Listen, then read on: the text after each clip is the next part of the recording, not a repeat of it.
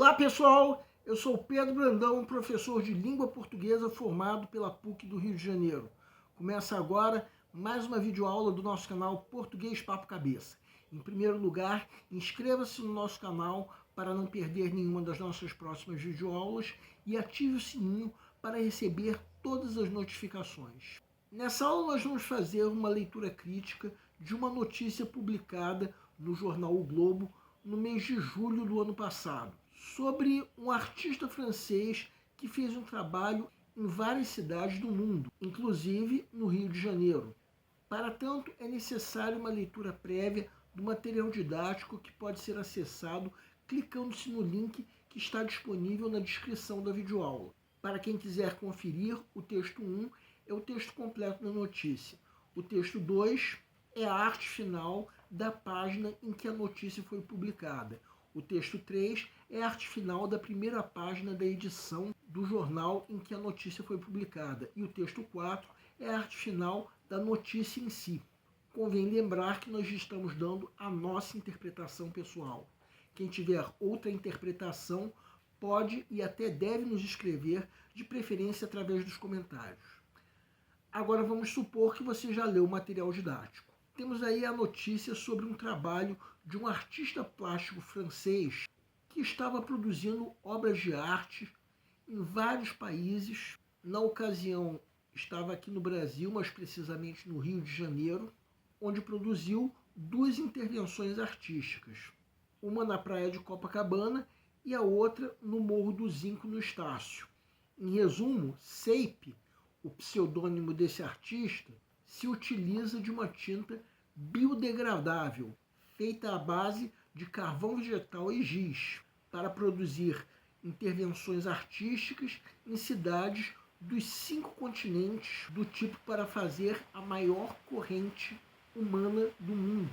O trabalho desse artista passa pelos 5 continentes e constitui o projeto Beyond Walls, que teve no Rio de Janeiro apenas uma das 30 cidades. No caso Rio de Janeiro, o artista escolheu para dialogar com a 10ª etapa do projeto, ocorrida na África, de onde vieram no passado pessoas escravizadas para o nosso país.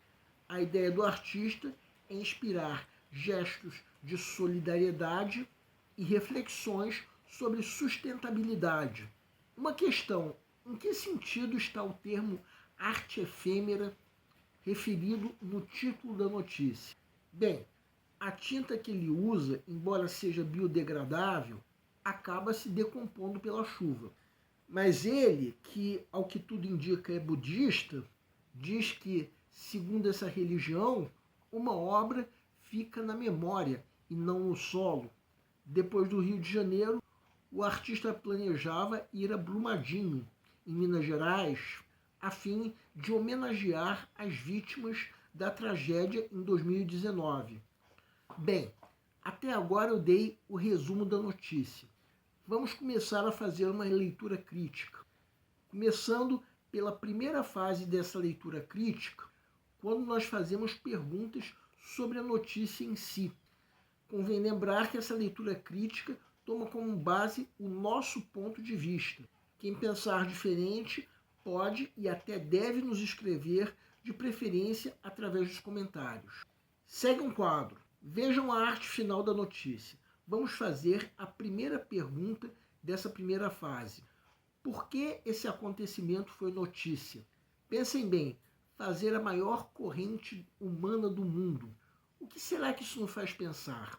A pandemia da Covid atenuou, é verdade, só que ainda não acabou completamente.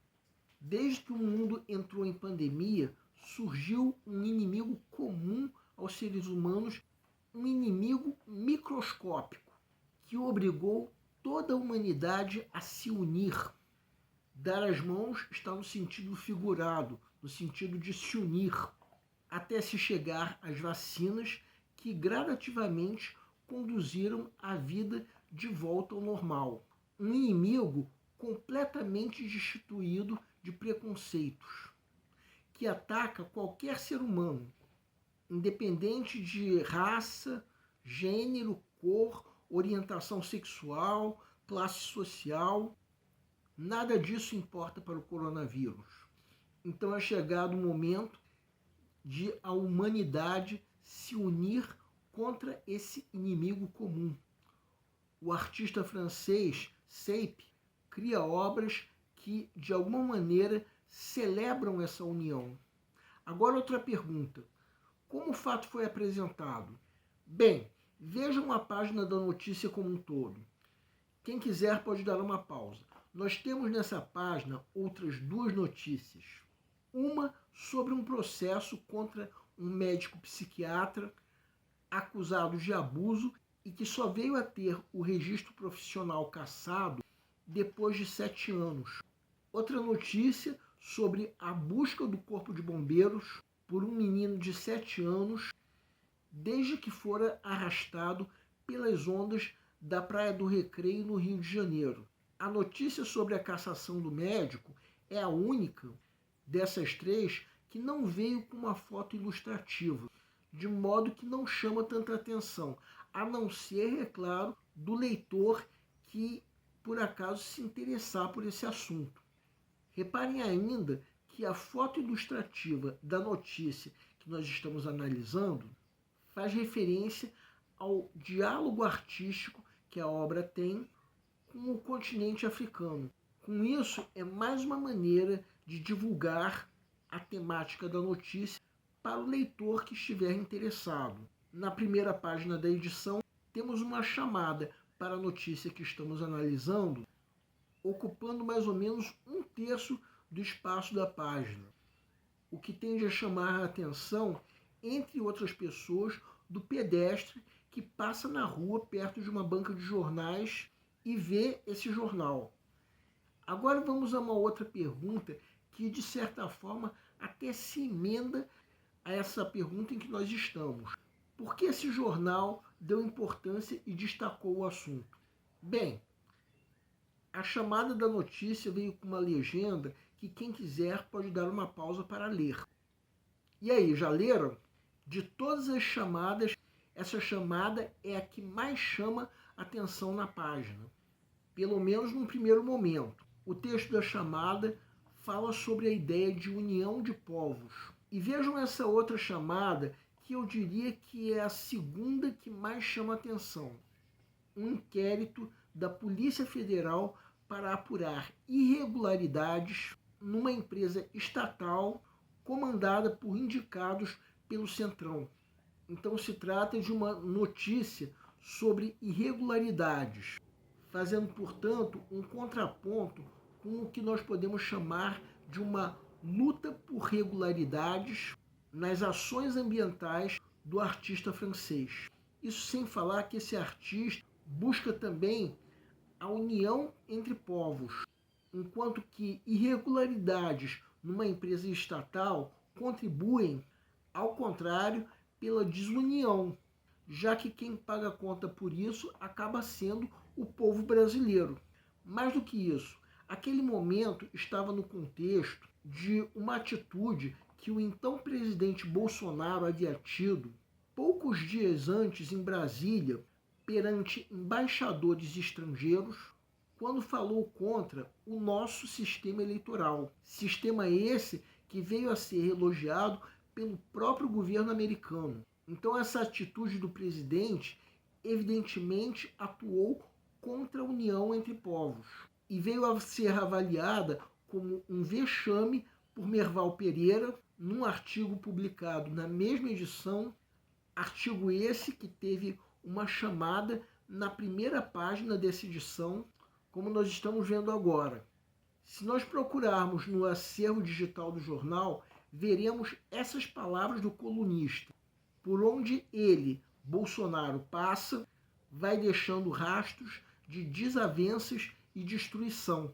Outra chamada nessa primeira página é para o artigo onde Miriam Leitão critica a mesma atitude de Bolsonaro, como um tiro pela culatra, deixando o país vulnerável a ataques golpistas.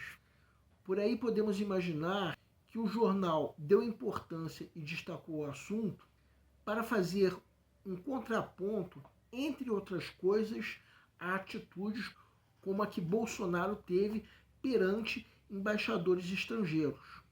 O leitor toma consciência de que, apesar de tanta barbaridade cometida pelos políticos, ainda existem pessoas que fazem ações no sentido contrário, como o referido artista francês. Então já podemos responder a próxima pergunta.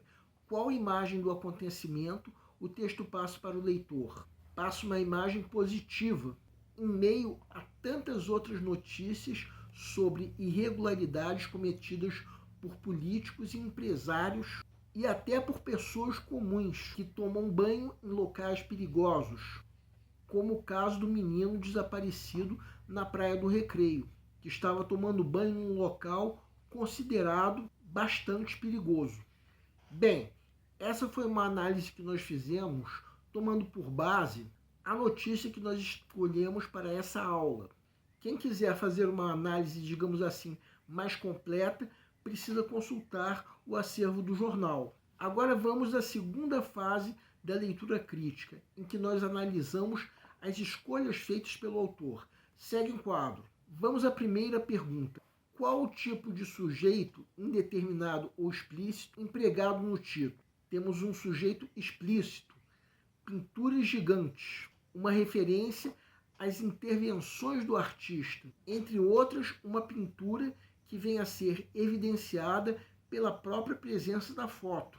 Temos uma oração na voz ativa, que poderia ser escrita assim como estamos vendo logo embaixo. Só que se fosse escrita assim, não chamaria tanta atenção para a obra do artista.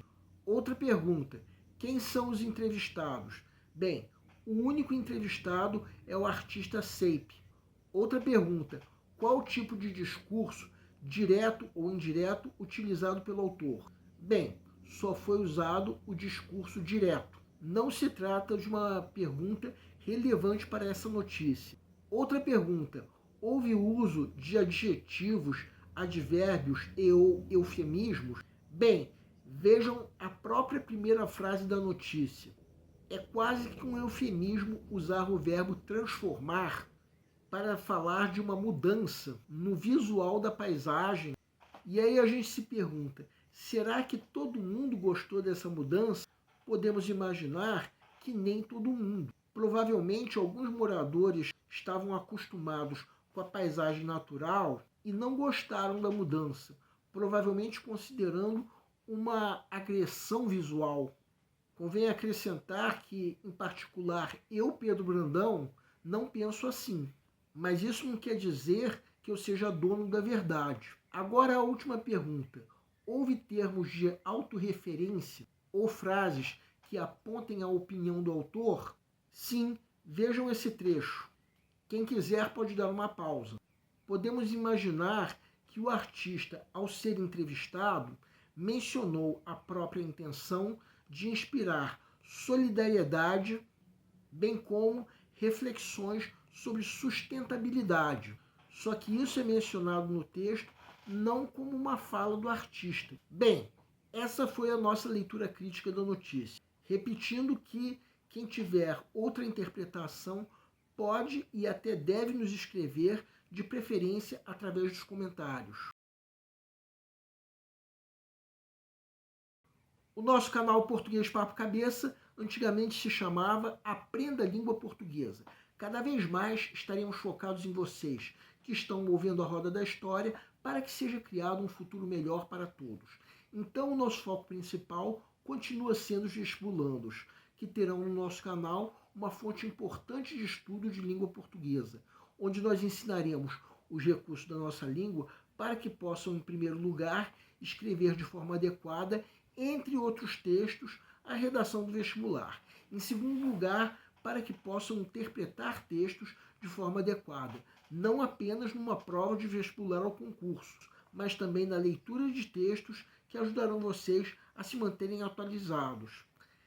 Cada vez mais nós teremos no nosso canal um Papo Cabeça. Ensinaremos nossa língua sim, mas de forma a estimular a inteligência que nasceu dentro de vocês e que precisa ser estimulada.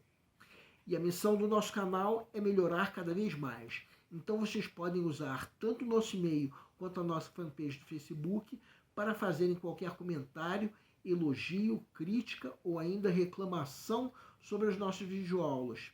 E vocês também podem usar tanto o nosso e-mail quanto a nossa fanpage do Facebook para pedirem para esclarecer qualquer dúvida que vocês tenham sobre a matéria. E nós agradecemos a todos vocês que estão assistindo nossas videoaulas.